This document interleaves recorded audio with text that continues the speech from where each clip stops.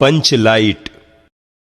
पिछले 15 महीने से दंड जुर्माने के पैसे जमा करके महतो टोली के पंचों ने पेट्रोमैक्स खरीदी है इस बार रामनवमी के मेले में। गांव में सब मिलाकर 8 पंचायतें हैं।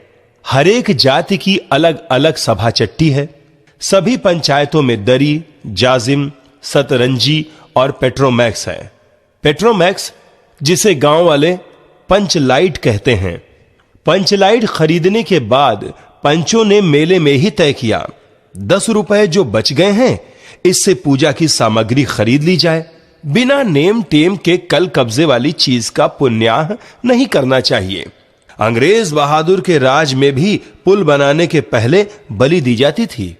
मेले से सभी पंच दिन दहाड़े ही गांव लौटे। सबसे आगे पंचायत का छड़ीदार पंच लाइट का डिब्बा माथे पर लेकर और उसके पीछे सरदार, दीवान और पंच वगैरह। गांव के बाहर ही ब्राह्मण टोले के फुटंगी झा ने टोक दिया, कितने में लालटेन खरीदी महतो? देखते नहीं पंच लाइट है। बामन टोली के लोग ऐसे ही ताब करते हैं। अपने घर की ढिबरी को भी बिजली बत्ती कहेंगे और दूसरों के पंच लाइट को लालटेन। टोले भर के लोग जमा हो गए। औरत, मर्द, बूढ़े, बच्चे सभी काम काज छोड़कर दौड़े आए। चल रे चल, अपना पंच लाइट आया है, पंच लाइट। छड़ीदार अंगनू महतो रह रहकर लोगों को चेतावनी देने लगा, हाँ दूर से, जरा दूर से, छूछा मत करो, ठेस ना लगे। सरदार ने अपनी स्त्री से कहा, सांझ को पूजा होगी, जल्दी से नहा धोकर चौका पीढ़ी लगाओ। टोले की कीर्तन मंडली के मूल गैन ने अपने भगतिया पछक्कों को समझाकर कहा, देखो आज पंचलेट की रोशनी में कीर्तन होगा। बेताले लोगों से पहले ही कह देता हूं, यदि आखिर धरने में टेढ़ बेड़ हुआ तो दूसरे दिन से एकदम बैकाट। औरतों की मंडली में गुलरी काकी गोसाई का गीत गुनगुनाने लगी। छोटे छोटे बच्चों ने उत्साह के मारे बेवजह शोरगुल मचाना शुरू कर दिया। सूरज डूबने के 1 घंटा पहले ही टोले भर के लोग सरदार के दरवाजे पर आकर जमा हो गए। पंचलैट, पंचलैट, पंचलैट के सिवा कोई गप नहीं, कोई दूसरी बात नहीं।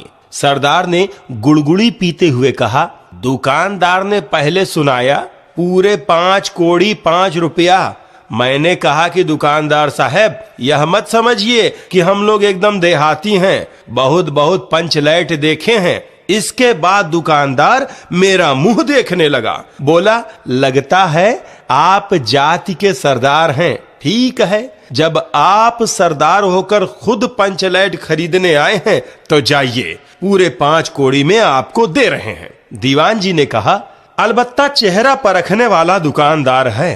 पंचलैट का बक्सा दुकान का नौकर देना नहीं चाहता था। मैंने कहा, देखिए दुकानदार साहब, बिना बक्सा पंचलैट कैसे ले जाएंगे? दुकानदार ने नौकर को डांटते हुए कहा, क्या रे, दीवान जी की आंख के आगे धूर खेल करता है, दे दे बक्सा। टोले के लोगों ने अपने सरदार और दीवान को श्रद्धा भरी निगाहों से देखा। छड़ीदार ने औरतों की मंडली में सुनाया, रास्ते में सन्न सन्न बोलता था पंचलैट, लेकिन ऐन मौके पर लेकिन लग गया। रूदल साह बनिए की दुकान से 3 बोतल किरासन तेल लाया और सवाल पैदा हुआ, पंचलैट को जलाएगा कौन? विवेक कुमार श्रीवास्तव के चैनल में आप सभी का स्वागत है। इस वीडियो को देखने के साथ साथ हमारे चैनल को सब्सक्राइब करें और बेल आइकन दबाएं। धन्यवाद। यह बात पहले किसी के दिमाग में नहीं आई थी। पंचलैट खरीदने के पहले किसी ने न सोचा, खरीदने के बाद भी। अब पूजा की सामग्री चौके पर सजी हुई है। कीर्तनिया लोग ढोल करताल खोल कर बैठे हैं और पंचलैट पड़ा हुआ है। गांव वालों ने आज तक कोई ऐसी चीज नहीं खरीदी जिसमें जलाने बुझाने का झंझट हो। कहावत है, भाई रे गाय लूं तो दूहे कौन? लो मजा। अब इस कल कब्जे वाली चीज को कौन बाले? यह बात नहीं कि गांव भर में कोई पंचलैट बालने वाला नहीं। हर एक पंचायत में पंचलैट है, उसके जलाने वाले जानकार हैं। लेकिन सवाल है कि पहली बार नेम टेम करके, शुभ लाभ करके दूसरी पंचायत के आदमी की मदद से पंचलैट जलेगा। इससे तो अच्छा है कि पंचलैट पड़ा रहे, जिंदगी भर का ताना कौन सहे।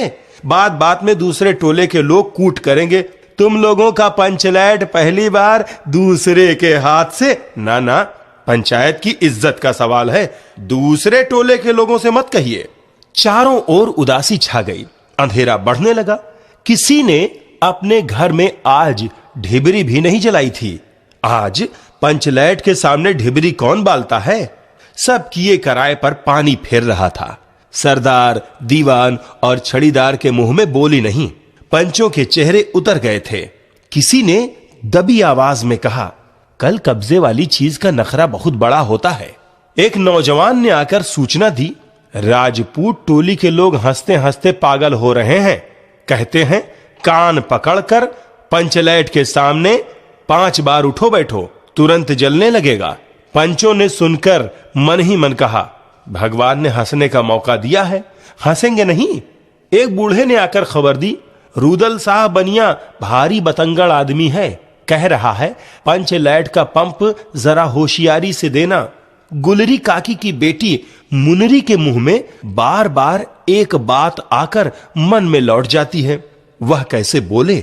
वह जानती है कि गोधन पंचलैट बालना जानता है, लेकिन गोधन का हुक्का पानी पंचायत से बंद है। पंचों की निगाह पर गोधन बहुत दिन से चढ़ा हुआ था। दूसरे गांव से आकर बसा है गोधन, और अब तक टोले के पंचों को पान सुपारी खाने के लिए कुछ भी नहीं दिया। परवाह ही नहीं करता है। बस पंचों को मौका मिला, 10 रुपया जुर्माना न देने पर हुक्का पानी बंद। आज तक गोधन पंचायत से बाहर है, उससे कैसे कहा जाए? मुनरी उसका नाम कैसे ले? और उधर जाति का पानी उतर रहा है। मुनरी ने चालाकी से अपनी सहेली कनेली के कान में बात डाल दी, कनेली चिंगो चिद चिन। कनेली मुस्कुरा कर रह गई, गोधन तो बंद है। मुनरी बोली, तू कहे तो सरदार से गोधन जानता है पंचलैट जलाना। कनेली बोली, कौन? गोधना जानता है बालना, लेकिन सरदार ने दीवान को देखा और दीवान ने पंचों की ओर। पंचों ने एक मत होकर हुक्का पानी बंद किया है। सलीमा का गीत गा गाकर आंख का इशारा मारने वाले गोधन से गांव भर के लोग नाराज थे। सरदार ने कहा, जाति की बंदिश क्या, जबकि जाति की इज्जत ही पानी में बही जा रही है। क्यों जी दीवान? दीवान ने कहा, ठीक है। पंचों ने भी एक स्वर में कहा, ठीक है, गोधन को खोल दिया जाए। सरदार ने छड़ीदार को भेजा।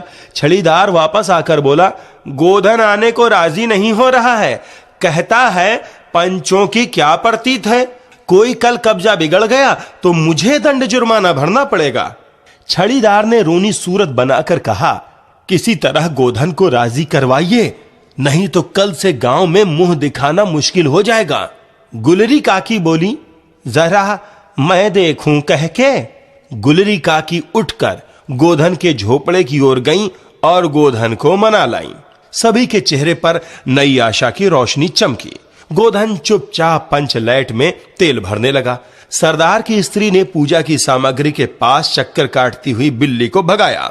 कीर्तन मंडली का मूलगैन मूर्छल के बालों को संवारने लगा। गोधन ने पूछा, स्पिरिट कहां है? बिना स्पिरिट के कैसे जलेगा? लो मजा। अब यह दूसरा बखेड़ा खड़ा हुआ।